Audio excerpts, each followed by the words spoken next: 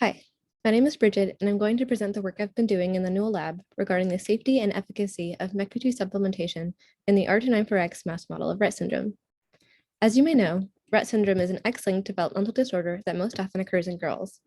Rett is characterized by a period of typical development for approximately 6 to 18 months, followed by a period of developmental regression, usually accompanied by the onset of hand stereotypies and loss of purposeful hand movements, loss of acquired spoken language, and impaired gait.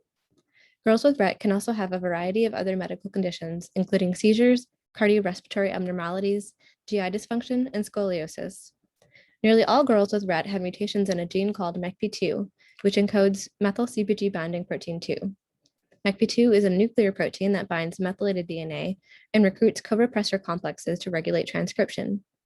MECP2 is expressed in postmitotic neurons, and a large body of work supports the idea that Rett results from loss of MECP2 function in the central nervous system. There are 8 major MECP2 mutations that cause Rett, shown here. For this work, I focused on one of these, R294X. R294X is a CGA to TGA truncating mutation that interrupts the domain responsible for interaction with transcriptional regulators. Mice with R294X mutations display behavioral phenotypes that model aspects of Rett syndrome, such as decreased activity, hind limb clasping, and motor deficits.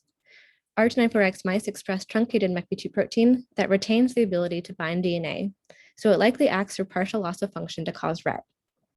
One proposed therapeutic approach for Rett is gene therapy, which supplements with full-length MECP2 to elevate functional protein. However, MECP2 levels are tightly regulated in vivo, and excess MECP2 actually causes a related developmental disorder in people called MECP2 duplication syndrome, or MDS.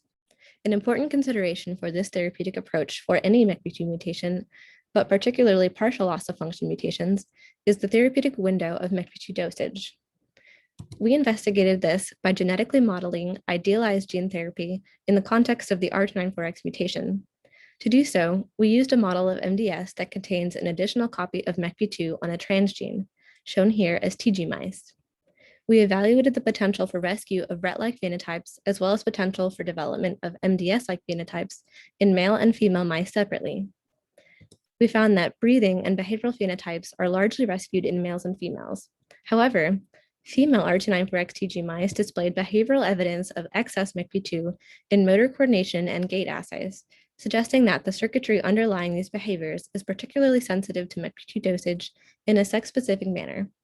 If you'd like to hear more about this project or have questions or suggestions, feel free to stop by my poster. Thanks.